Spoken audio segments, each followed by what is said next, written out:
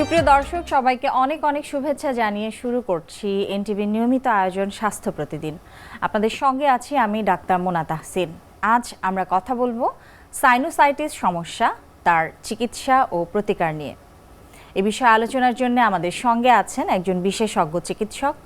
চলুন অনুষ্ঠানের শুরুতেই পরিচিত হয়ে নেই আমাদের আজকের অতিথির সাথে। অধ্যাপক ডাক্তার মুশফিকুর রহমান। তিনি 1983 সালের আগস্ট মাসে ঢাকা জেলায় জন্মগ্রহণ করেন। তিনি 2008 সালে কুমিল্লা মেডিকেল কলেজ থেকে MBBS ডিগ্রি অর্জন করেন। এরপর তিনি চিকিৎসা বিজ্ঞানে উচ্চতর FCPS ডিগ্রি লাভ করেন। বর্তমানে তিনি এনাম মেডিকেল কলেজের ENT বিভাগের অধ্যাপক হিসেবে কর্মরত আছেন। স্যার, আপনাকে অনেক অনেক শুভেচ্ছা এবং স্বাগত আমাদের আজকের অনুষ্ঠানে। আপনাকে ধন্যবাদ আজকে সুন্দর অনুষ্ঠানে আয়োজন করার জন্য। স্যার, সাইনাস কি এবং এটির কি কাজ রয়েছে? আমাদের নাকের চারপাশে কিছু বায়ুকুঠুরি আছে। নাকের কাজ কিন্তু শ্বাস নেওয়া। এই শ্বাস নেওয়ার পাশাপাশি নাকের কিছু বায়ুকুঠুরি আছে, যেটাকে আমরা সাইনাস বলে থাকি। অর্থাৎ বাতাস থাকে। বাতাস থাকে নাকের পাশেই, ম্যাক্সিলারি সাইনাস নাকের উপরের অংশে, ফ্রন্টাল সাইনাস, ভিতরের দিকে আপনার স্পোয়েনাইড, ইটমোডাল, এরকম চারটা সাইনাস থাকে। এটার কাজ আসলে মূলত আমাদের যে বাতাসটা নেই সেই বাতাসটাকে ময়েশ্চার করা, এই বাতাসের টেম্পারেচারটা নিয়ন্ত্রণ করা, বাতাসটাকে ফিল্টার করা, নাক এবং সাইনাসের কাজ। এই সাইনাসের মধ্যে আসলে মূলত বাতাসটাই রাউন্ড করে। এই সাইনাসের মধ্যে যদি কোনো ইনফেকশন হয়, কোনো প্রদাহ হয়, তাহলে এই কন্ডিশনটাকে আমরা বলি সাইনাস বা সাইনোসাইটিস। সাইনোসাইটিস বা প্রদাহ, এটি হলে কি কি ধরনের উপসর্গ নিয়ে রোগীরা আপনাদের কাছে আসেন? সাইনোসাইটিস হলে যেটা হয় যে রোগীর নাক দিয়ে সর্দি, যেটাকে আমরা বলি রাইনাইটিস হয়, নাক বন্ধ থাকে। কমপ্লেনটা করে এরকম যে নাক বন্ধর প্রবলেম নিয়ে আসে। এক নাম্বার, নাকের দিয়ে প্রদাহ, এক ধরনের সাদা মিউকাস হলুদাভ বা সবুজাভ বা ডিসচার্জ হয়। আরেকটা কমনলি থাকে সে নাকে ঘ্রাণটা কম পায়। এটাই সাইনোসাইটিসের প্রবলেম নিয়ে কিন্তু মাথা ব্যথা নিয়ে রোগীরা আমাদের কাছে আসে। এই কমন কমপ্লিকেশন কতগুলো নিয়ে আসে। এছাড়া অনেক সময় সাইনোসাইটিসের আরেকটা কারণ হচ্ছে যে নাকের যে মাঝখানে যে হাড় আছে সেই হাড়টা অনেক সময় আঁকা বাঁকা থাকে, এবং সাইনাস এবং নাকের মাঝখানে যে রাস্তা থাকে যেটাকে আমরা বলি অস্টিওমিয়েটাল কমপ্লেক্স, এই কমপ্লেক্সটা অনেক সময় বন্ধ হয়ে যায়। বন্ধ হয়ে গেলে আমাদের যে বাতাসের যে সার্কুলেশন, শ্বাসটা ঠিক মতো নিতে পারে না, যার ফলে এই জায়গাটা বন্ধ হয়ে যায়। এই জায়গা বন্ধ হয়ে গেলে এবং এই জায়গায় অ্যালার্জি এবং ইনফেকশন হয়ে গেলে তখন কিন্তু অনেক সময় এখানে কিন্তু এক ধরনের পলিপ তৈরি হয়। এই সব কারণে এই প্রবলেমটা শুরু হয়। কি কি কারণে এই সাইনোসাইটিস বা প্রদাহ হতে পারে? সাইনাসের মূল কারণ আমরা বলবো যে ইনফেকশন। আচ্ছা। তো ইনফেকশন এবং অ্যালার্জি, আর এটা কারণ হচ্ছে অ্যালার্জি, এই দুইটাই হচ্ছে মূল কারণ। এবং নাকের কিছু স্ট্রাকচারাল অ্যাবনর্মালিটি। আমরা জানি যে নাকের মধ্যে একটা এখানে সেপ্টাম হার্ট থাকে এবং সাইনাস এবং সেপ্টামের মাঝখানে একটা কমিউনিকেশন থাকে, সংযোগ থাকে। এই সংযোগ এবং হাড়ে যদি কোনো সমস্যা হয়, আমরা জানি ডেভেলপমেন্টাল কারণে মানুষ যখন বাড়তে থাকে, অথবা কোনো আঘাতের কারণে, অথবা ইনফেকশনের কারণে এই জায়গায় কিছু অ্যাবনর্মালিটি তৈরি হয়। যেমন নাকের হাড় বাঁকা হয়ে যায় এবং এই যে সংযোগ রাস্তাটা ব্লক হয়ে যায় ইনফেকশন এবং ইডিমার কারণে, ইনফেকশন অ্যালার্জির কারণে। যদি এই জায়গাটা যদি প্রবলেম হয়, আমাদের নর্মাল শ্বাস প্রশ্বাস যদি প্রবলেম হয়, এখানে যদি ইনফেকশন হয়, তাহলেই আসলে সাইনোসাইটিস ডেভেলপ হয়। আমাদের যে সাইনাসের যে রাস্তাগুলো বন্ধ হয়ে গিয়ে এই যে এর একটা যে পর্দা আছে, এই পর্দার মধ্যে যে মিউকাস লাইনিং আছে, এই লাইনিং এর মধ্যে ইনফেকশন হতে থাকে বা প্রদাহ হতে থাকে, তখন এই সাইনোসাইটিসটা ডেভেলপ হয়। আপনি জানাবেন যে আসলে রোগীদের কি ধারণা বা এটি সম্পর্কে কি আসলে আশা করেন তারা, বা এর চিকিৎসা নিয়ে আসলে আমরা অত চিন্তিত নই কেন? বাচ্চারা বা বয়স্ক যারা আছে, নাক দিয়ে সর্দি পড়ে সবসময় থাকে বা নাক বন্ধ হয়ে যায়, এগুলাকে নর্মাল মনে করে। তো আমরা বলবো যে এগুলা নর্মাল না মনে করে, কারণ এগুলা যখন হতে থাকে আস্তে আস্তে, যেটা আমরা একটু আগে বললাম যে আস্তে আস্তে যখন নাকে সাইনাস থাকে, আস্তে আস্তে কিন্তু এই সাইনাসটা থেকে আলটিমেটলি পলিপ তৈরি হয়। ফলে পলিপটা যদি বেড়ে যায় তাহলে একদম সম্পূর্ণ নাক কিন্তু বন্ধ হয়ে যায়, এবং এক সময় এখান থেকে সিভিয়ার ইনফেকশন, এবং অনেক সময় এখানে যদি পলিপ খুব বেশি হয়ে যায়, দেখা যায় যে নাকের উপরের সাইনাসের উপর অংশে কিন্তু আমাদের চোখ থাকে, এবং এই চোখে চাপ পড়ে। অনেক সময় এই ইনফেকশনগুলো কিন্তু ব্রেনেও চলে যেতে পারে। আচ্ছা আচ্ছা। ক্যাভার্নাস সাইনাসে, ব্রেনের ক্যাভার্নাস সাইনাসে চলে গিয়ে ব্রেইন ইনফেকশন হতে পারে। তো এই জন্য আমাদের সতর্ক থাকা উচিত। এটাকে প্রাথমিকভাবেই কিছু নিয়ম মেনে চলে, কিছু চিকিৎসা নিয়ে, কনজারভেটিভ চিকিৎসা নিয়ে আসলে এটা চিকিৎসা করা উচিত প্রাথমিকভাবেই। আচ্ছা, তো কি কি ধরনের চিকিৎসা আছে? প্রথমে কিছু ঘরোয়া চিকিৎসার কথা যদি বলি, যে নাক বন্ধ বা এই সর্দি, তাহলে আমরা বলবো যে রোগী একটু রেগুলার গরম পানির ভাপ নিতে পারে, তার মধ্যে মেন্থল দিয়ে, তাহলে কিন্তু তার নাকটা কিছুটা ক্লিয়ার হয়ে যায়, ইনফ্লামেশন, ইনফেকশন, অ্যালার্জি এগুলো কমে যায়। এবং সে কিছু নিয়ম যদি মেনে চলে, যেমন ধুলাবালি যদি এড়িয়ে চলে, মাস্ক ব্যবহার করে, এবং শীতকালের সময় আমাদের লেপ তোষক বের করতে হয়, হঠাৎ করে বের করে ব্যবহার করা শুরু করে, এটা অনেকদিন ধরে বন্ধ জায়গা থাকে, এখানে কিন্তু ডাস্ট এবং মাইট তৈরি হয়, এটা কিন্তু একটা অ্যালার্জির কারণ। ঠিক আছে, শীতকালের অনেক সময় জামা কাপড় খুলে বের পরা শুরু করে, এখানে কিন্তু ডাস্ট এবং মাইট এবং অ্যালার্জেন থাকে, এটা সাথে সাথে কিন্তু নাকে অ্যালার্জি এবং ইনফেকশন তৈরি হয়। আমরা বলবো যে এগুলা পরিহার করতে, ধুলাবালি থেকে অ্যাভয়েড থাকতে, এবং যদি যাদের এই প্রবলেম থাকে সাইনাসে, তারা কিন্তু মাস্ক ব্যবহার করতে পারে, রেগুলার গরম পানির ভাপ নিতে পারে, মেন্থলের বাষ্প নিতে পারে। এবং যখন আমাদের কাছে এই ধরনের রোগীরা আসে, আমরা প্রাথমিকভাবে আসলে একটা এক্সরে করে থাকি, বা সিটি স্ক্যান যদি খুব সিভিয়ার মনে করি, পলিপ মনে করি, তাহলে সিটি স্ক্যান করে থাকি। এক্সরে করে যদি সাইনাস থাকে, তাহলে আমরা ইনিশিয়ালি প্রাথমিকভাবে কিছু অ্যান্টিবায়োটিক্স দিয়ে থাকি, নাকের ড্রপ, নাকের স্প্রে, এগুলো দিলে কিন্তু প্রাথমিকভাবে রোগীরা সুস্থ থাকতে পারে। প্রতিরোধের যে ব্যবস্থাগুলো, ওগুলো আসলে গ্রহণ করলে হয়তো এটিকে আমরা যদি প্রতিরোধ করতে পারি, সেক্ষেত্রে তো আসলে এই অসুখটি থেকে অনেকটাই ভালো থাকা যাবে। তারপরেও যদি না হয়, সেক্ষেত্রে তো মেডিকেল কিংবা সার্জিক্যাল কোনো অপশনস আছে কিনা? যদি আমাদের কাছে এই ধরনের রোগী বারে আসে যে তার কিন্তু কনজারভেটিভ ট্রিটমেন্ট, অর্থাৎ অ্যান্টিবায়োটিক, অ্যান্টিহিস্টামিন, এগুলোতে কাজ হচ্ছে না, অথবা এমন যদি হয় যে সাইনোসাইটিস থেকে একদম পলিপ হয়ে গেছে, নাকটা একদম বন্ধ, এগুলোতে ওষুধে আর কাজ করছে না, তাহলে কিন্তু আমরা সিদ্ধান্ত নেই সাইনাস সার্জারির মাধ্যমে কারেকশন করার চিন্তা করি। সেক্ষেত্রে আমরা আগে একটা সিটি স্ক্যান করে নিই যে আসলে সার্জারিটা কী ধরনের করা উচিত। সিটি স্ক্যান করে যদি তার সাইনাসগুলো ইনভলভ থাকে, পলিপে অথবা মানে সাইনাসে ইনভলভ থাকে, তাহলে আমরা আসলে সবচেয়ে আধুনিক যে পদ্ধতি এখন যেটা করা হয়, সেটা হচ্ছে ফাংশনাল এন্ডোস্কোপিক সাইনাস সার্জারি। সেটাই সবচেয়ে আধুনিক। এটা একদম কাটাছেঁড়া ছাড়া এন্ডোস্কোপ বা ক্যামেরার মাধ্যমে আমরা নাকের ভিতরে যে স্ট্রাকচারাল অ্যাবনর্মালিটি থাকে, যেমন আমি একটু আগে বলেছি, নাকের হাড় বাঁকা যদি থাকে, নাকের অস্টিওমিডিয়াল কমপ্লেক্সে যদি কোনো বন্ধ থাকে, অবস্ট্রাকশন থাকে, সেইগুলো আমরা কারেকশন করে নিয়ে আসতে পারি। সেই সাথে যে নাকের যে সাইনাস আছে, সাইনাসের ভিতরে যে মিউকাস বা ইনফেকশন জমে থাকে, সেগুলো কিন্তু আমরা ক্লিন করে নিয়ে আসি, এবং এই সাইনাসটাকে আমরা অ্যাক্টিভ করে দিই, ফাংশনাল করে দিই, যার ফলে এই অপারেশনের নাম হয়েছে ফাংশনাল এন্ডোস্কোপিক সাইনাস সার্জারি, বা সংক্ষেপে FESS। আচ্ছা, তো এটি থেকে রিকভারির আসলে কোনো টাইম ডিউরেশন আছে কিনা? অপারেশন পরবর্তী সময়? জি, রিকভারি অপারেশনের পরে অনেকগুলোই নিয়ম আসলে মেনে চলতে হয়। এর মধ্যে রিকভারি বলতে অপারেশনের পরে আমরা 7 দিন ওই রোগীকে বলি যে কিছু নিয়ম মেনে চলতে, 7 থেকে 2 সপ্তাহ। এর মধ্যে একটা হচ্ছে অপারেশনের পরে, এই এন্ডোস্কোপিক সাইনাস সার্জারি অপারেশনের পরে নাকের মধ্যে একটা প্যাক থাকে, আমরা আধুনিকভাবে নাকে একটা মেরোসেল প্যাক দিই। এই মেরোসেল প্যাক দিলে কিন্তু রোগীর ব্যথাটা কম থাকে। আগে দেওয়া হতো নাকের অ্যান্টেরোনাজাল প্যাক, তো এখন আসলে আধুনিকভাবে আমরা গজ দেওয়া হতো, যেটাকে আমরা বলি অ্যান্টেরোনাজাল প্যাক, এক ধরনের গজ দেওয়া হতো। তো সেটা একটু পেইনফুল ছিল, একটু রোগীর ডিসকমফোর্ট হয়, কম্প্রেসিবল এন্ড হচ্ছে নিঃশ্বাস নেওয়ারও তো একটা ব্যাপার, নিঃশ্বাস নেওয়ার রোগী তখন শ্বাস নিতে পারে না। এই 1 থেকে 2 দিন রোগীর প্যাক থাকতো আগে। তো এখন আধুনিক পদ্ধতিতে আমরা যেটা করি, মেরোসেল প্যাক দেওয়া হয়। এটা একটা এক ধরনের ফোমের মতোই প্যাক, যার ফলে রোগীর উপর খুব বেশি একটা প্রেসার পড়ে না, রোগী ব্যথা কম পায়, সফট প্যাক। সাথে কিন্তু এই প্যাকের মাঝখানে, যেটা মেরোসেল প্যাকের মাঝখানে একটা পাইপ দেওয়া থাকে, আচ্ছা, আধুনিকভাবে পাইপ দেওয়া থাকে, সেটাকে আমরা যার ফলে রোগী কিন্তু শ্বাসও নিতে পারে অপারেশনের পরে, রোগী শ্বাসও নিতে পারবে, রোগীর ব্যথাও এয়ার পাস করবে, সে সুন্দরভাবে শ্বাস নিতে পারবে অপারেশনের পরেও। তো এটা হচ্ছে আধুনিক মেরোসেল প্যাক দেওয়া হয়, তো যার ফলে রোগী শ্বাস নিতে পারে, ব্যথাটাও কম হয়। কিন্তু এই প্যাকটা 1 থেকে 2 দিন আমরা রাখি, 1 থেকে 2 দিন পরে কিন্তু এই প্যাকটাও খুলে দিই।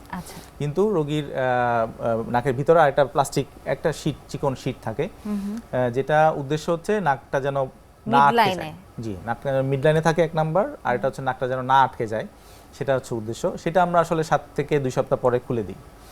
আর এই অপারেশনের পরে কিছু নিয়ম আছে একইভাবে, যেমন রোগী অপারেশনের পরে একটু নরম খাবার খেতে দিই, রোগীকে আমরা অ্যাডভাইস দিয়ে দিই মাথা নিচু করে যেন কাজ না করে, বা ভারী কাজ যেন না করে।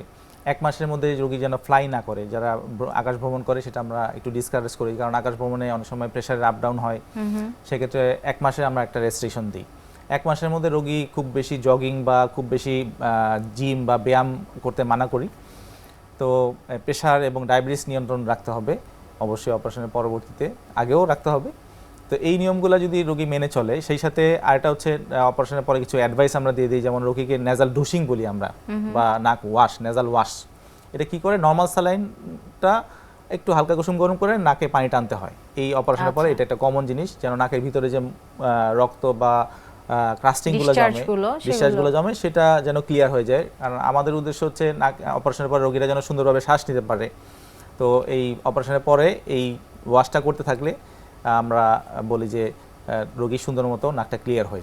এখন একটু জানাবেন যে আসলে এটির ক্ষেত্রে কোনো বয়স সীমা নির্ধারিত করে দেয়া আছে কিনা, কিংবা এটির যে খরচ সেটি সম্পর্কেও একটু জানবো। যে আমি প্রথমে বলি যে বয়স সীমা, নাকের যে কোনো সার্জারি আমরা বলি যে যখন স্ট্রাকচারাল মানে মানুষের ডেভেলপমেন্ট কমপ্লিট হয়ে যাবে, অর্থাৎ 16-17 বছর পরে করলে ভালো। যেমন সেপ্টোপ্লাস্টি বা এসএমআর যদি করা হয় তাহলে 16 বছর পরে ভালো। কিন্তু যদি এমন হয় যে পরিস্থিতি যে নাক বন্ধই আছে, তার কনজারভেটিভে কাজ করছে না, নাক বন্ধই আছে, অপারেশনটা না করলে সে শ্বাস নিতে পারছে না, সেক্ষেত্রে কিন্তু যে কোনো বয়সেই করা যায়। আমরা 9-10 ছোটো বাচ্চাদেরও আমরা এই এন্ডোস্কোপিক সাইনাস সার্জারি করে থাকি যদি তার শ্বাস বন্ধ হয়ে যায়। এটা ইমার্জেন্সিভাবেই করা হয়। কিন্তু আমরা বলবো যে যদি 16 বছর পরে করা যায় তাহলে এটা বেটার, ভালো হয়। তো এটাই এজ রেস্ট্রিকশন। এখানে আসলে খুব একদম রেস্ট্রিক্টেড কিছু না, যখন তার প্রয়োজন হবে যে কোনো বয়সেই আসলে করা যাবে, এই ধরনের সার্জারিগুলো করা যাবে। তো সাইনোসাইটিস এবং রাইনাইটিস এটির মধ্যে আসলে কি কোনো পার্থক্য আছে কিনা? রাইনাইটিসের মূল কারণগুলো আসলে অ্যালার্জিক, আর সাইনোসাইটিসের মূল কারণ হচ্ছে ইনফেকশনের কারণে হয়। যে আমাদের সাইনাসের মধ্যে ইনফেকশন, মূলত ইনফেকশন এবং অ্যালার্জি দুইটা কারণেই সাইনোসাইটিস হয়। অনেকেই আছেন যে এক ধরনের নেজাল ড্রপ ব্যবহার করেন এবং তার উপর ডিপেন্ডেন্সি তৈরি হয়, যেটি আসলে প্রায়শই আমি আমার আশেপাশে দেখেছি যে ড্রপ না ব্যবহার করে তিনি হয়তো নিঃশ্বাস নিতে পারছেন না বা ঘুমাতে পারছেন না। এই সমস্যাটি আসলে কি ধরনের সমস্যা? যে এই সমস্যাটা আসলে কমনলি অনেকেরই থাকে, যে একবার হয়তো সে ডাক্তারের কাছে গিয়েছে অথবা ফার্মেসি থেকে একটা নাক তার বন্ধ, ফার্মেসি থেকে একটা ড্রপ দিয়ে দিয়েছে, এই ড্রপটাই সে অনেক দিন ধরে ইউজ করছে। কিন্তু এই ড্রপটা আমরা সাধারণত নাকের যে ন্যাজাল ড্রপ, যে জাইলোমেটাজোলিন বা অক্সিমেটাজোলিন যেটা আমরা ইউজ করি, সেটা আসলে 7 থেকে সর্বোচ্চ 2 সপ্তাহ আমরা দিতে পারি একটানা। কিন্তু সে যদি এটা লম্বা সময় ইউজ করতে থাকে তাহলে কিন্তু এটার উপর ডিপেন্ডেন্সি হয়ে যাবে এবং এটা একটা রিভার্স একটা প্রবলেম, ক্ষতি করে দেয় তার, যে এইটা দেওয়ার পরে আরও নাক বন্ধ হয়ে যাবে। এইটাকে আমরা বলি রাইনাইটিস মেডিকামেন্টোসা।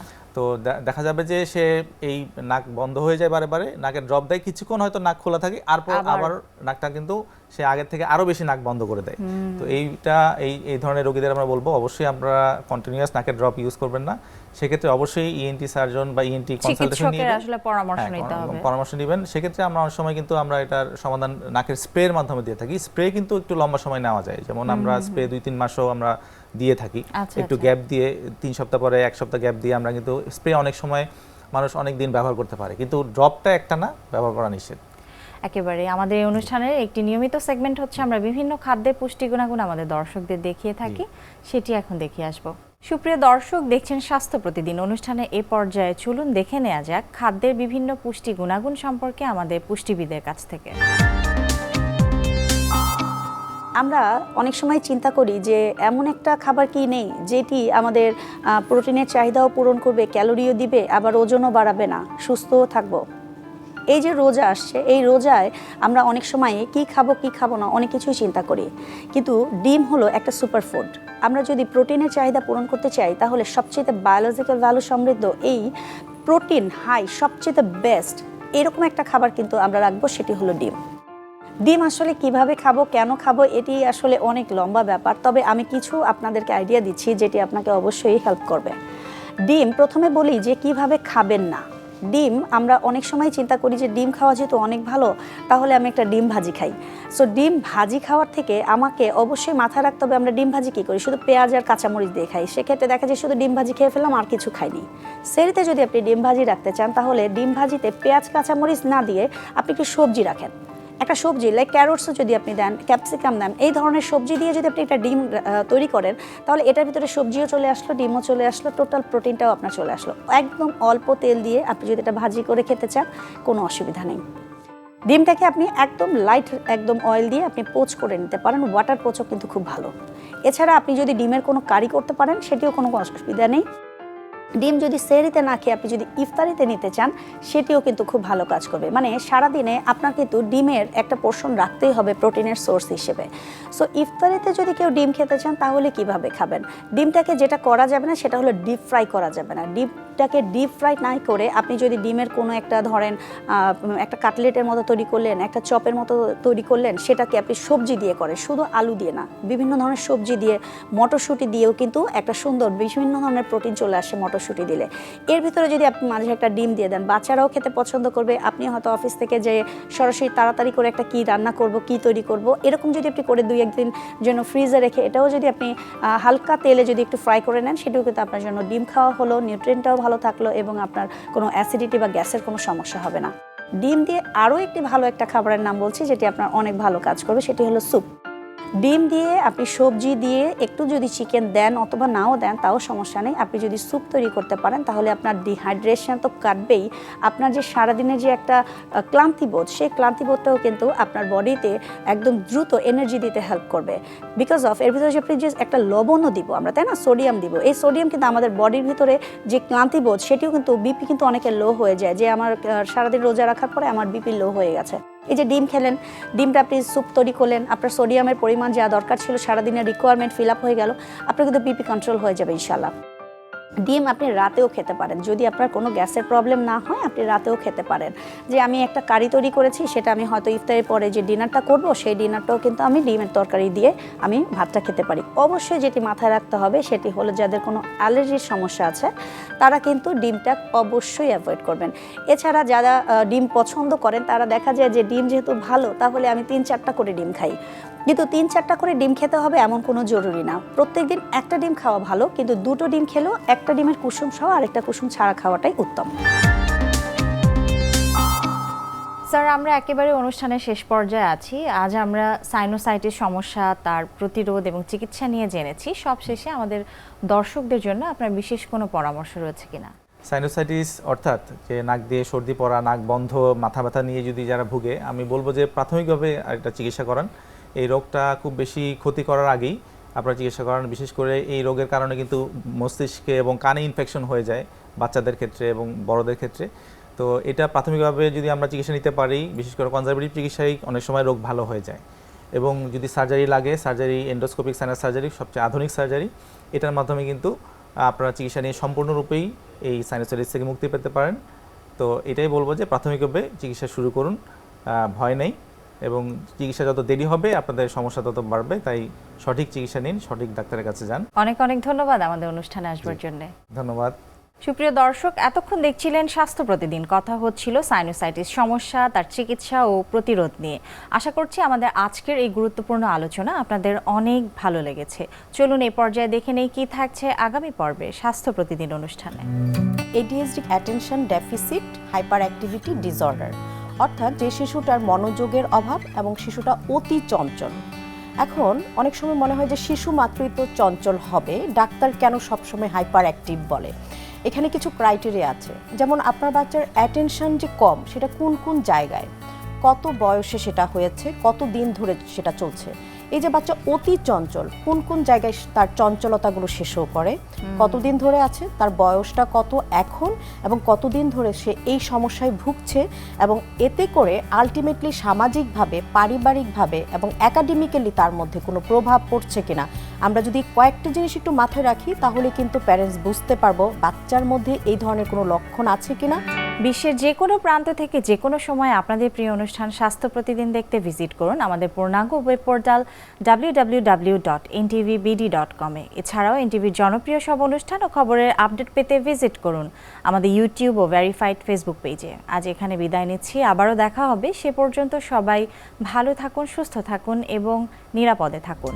আল্লাহ হাফেজ।